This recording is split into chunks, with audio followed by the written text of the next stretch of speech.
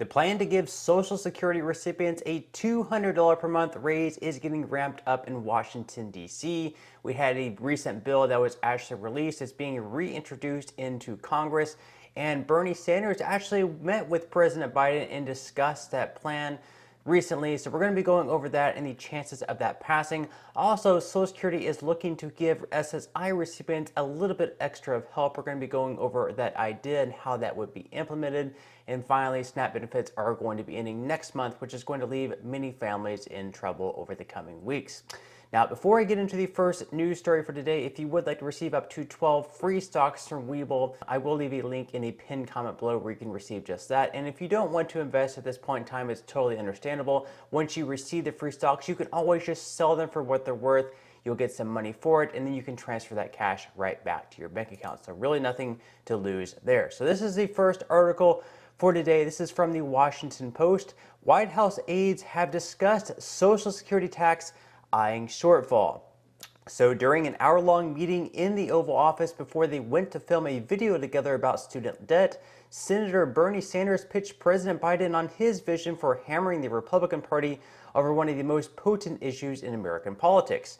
In that January 25th meeting, Sanders pushed the president to fully fund Social Security for more than 7 decades by expanding payroll taxes on affluent Americans rather than just on workers' first $160,000 in earnings, as is the case under current law. Sanders also asked the president to back his proposal, highly unlikely to pass Congress, not only defend existing benefits but also increase them. He wants to provide another $2,400 per year for every Social Security beneficiary. So they want to raise taxes on payroll taxes for people who earn over $250,000, not just those who earn up to $160,200. Now, Biden aides have in recent weeks discussed proposing raising payroll taxes on the rich to fund Social Security, but it is unclear if the president will ultimately endorse that measure when he releases his budget in March, according to 3 people familiar with international deliberations. So it's unclear whether or not he's going to back this plan in his own budget that he is going to be releasing next month. We'll just have to wait and see. And of course, Bernie Sanders was asked about whether or not Biden was committing to his pitch. He said that he was not committal. So it's unclear whether or not Biden will be okay with raising taxes on people who earn over $250,000. Whenever he was inaugurated as president, whenever he was running, he said that he would not be raising taxes on any Americans earning less than $400,000 per year. So if he were to raise taxes on Americans who earn over $250,000 per year, in a way, he would be kind of backing down on what he campaigned on. But of course, with inflation and everything like that, it's pretty much raised taxes on even the poorest Americans. Now, of course, recently we had Bernie Sanders, Elizabeth Warren, and other Democrats re-releasing that bill that would increase benefits by $200 per month or $2,400 per year. And as the article mentions, it's unlikely this idea will pass, even with President Biden's backing. Again, we need 60 votes in the Senate in order for this to pass. Right now, they just have them and 9 other Senate Democrats. So they don't really even have the votes in the Senate where Democrats have the majority, and it's unlikely it will pass in the House. Still, they are pushing this idea along.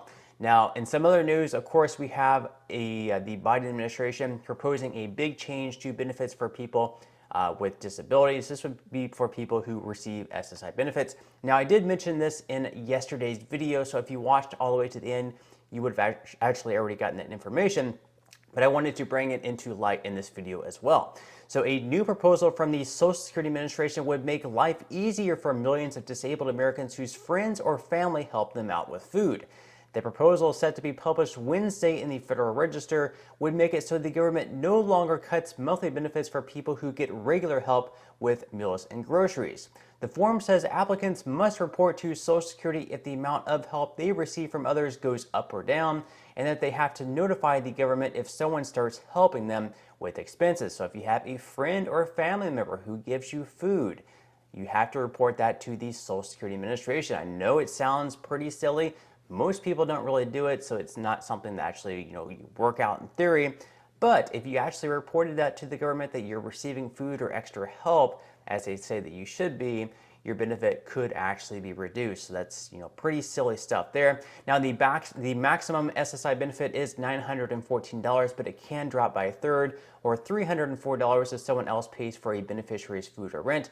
Roughly 10% of recipients faced a food or shelter reduction in January 2022, according to the Social Security Administration. And under the proposed rule, rent help could still cause a benefit reduction, but food help would not. So if they made this change, if you were reporting extra food that you were receiving, then you could not receive a benefit reduction. So that would be good stuff.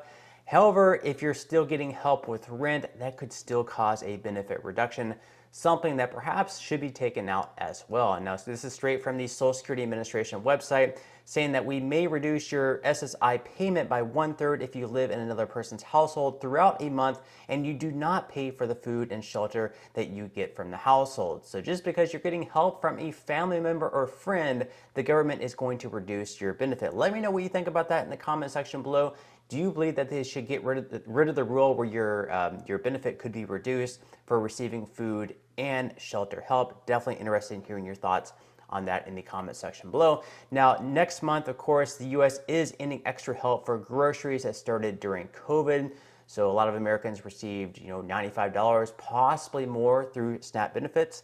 And that is going to be ending for all states in March. Of course, many states actually ended that before this month even. So let me know in the comment section below which state you live in and if your extra SNAP benefits actually ended earlier than this month. So nearly 30 million Americans who got extra government help with grocery bills during the pandemic will soon see that age shrink, and there's a big push to make sure they're not surprised. Officials in 32 states and other jurisdictions have been using text, voicemails, snail mail, flyers, and social media posts, all in multiple languages, to let recipients know that their extra food stamps end after February's payments. They said, quote, "One of the scenarios you don't want to see is the first time they're aware of it is in the checkout line at the grocery store." And that would be a sad thing. Many people are probably going to find out that way. They're going to have all these extra groceries they're trying to buy, but yet they're going to see that their card is short by quite a bit. These benefits are once again going to be reduced by $95 at minimum. For some families, it's going to be even more. They're saying for the average recipient, the change will mean about $90 less per month, though for many, it could be much more, and analysis show. Benefits will return to usual levels, which are based largely on a household's income size and certain expenses, according to the U.S. Department of Agriculture, which oversees the SNAP program. And of course, we have a tweet here saying some SNAP participants, such as many elderly and disabled people who live alone and on fixed incomes and only qualify for the minimum amount of help, will see their benefits plummet from $281 to $23 a month. He's saying it's true. My elderly neighbor said she got $230 before and now just $71. A benefit reduction from $230 all the way down to $71 is just, it's terrible to see. And I don't know, like that would be so much to get used to. And obviously, if your benefits plummet that much, you're going to have to go to food banks, churches, or look for some other type of assistance. This is a huge problem. I mean, thankfully, nonprofits and food banks have, in recent weeks and months, they really worked to ramp up their efforts to help Americans during these times, trying to get more donations in. But the problem is when they're trying to get all these donations in, of course, with inflation going up and a lot of food insecurity taking place in this country, they're actually seeing a large number of, a lot more people coming to them, taking the food because they need the more food. So they're bringing more food, goods, and stuff in, but they're also having more stuff go out. As food prices go up, so does the number of people who are hungry. A nonprofit in our state says it's seen a 38% increase in the number of people needing grocery assistance in the past year. Loaves and Fishes in Mecklenburg County say to meet the need, it spent 74% of its allocated food budget in just 4 months. The CEO says this comes at a time when donations are down. Churches, classrooms, corporations that typically would do a 2,000-pound food drive, they're now bringing in 800 pounds. But I think that's indicative of how many of us are feeling the pinch at the grocery checkout lane. So again, it's great that we have the resources, all these nonprofits doing these great things to help Americans out during these times.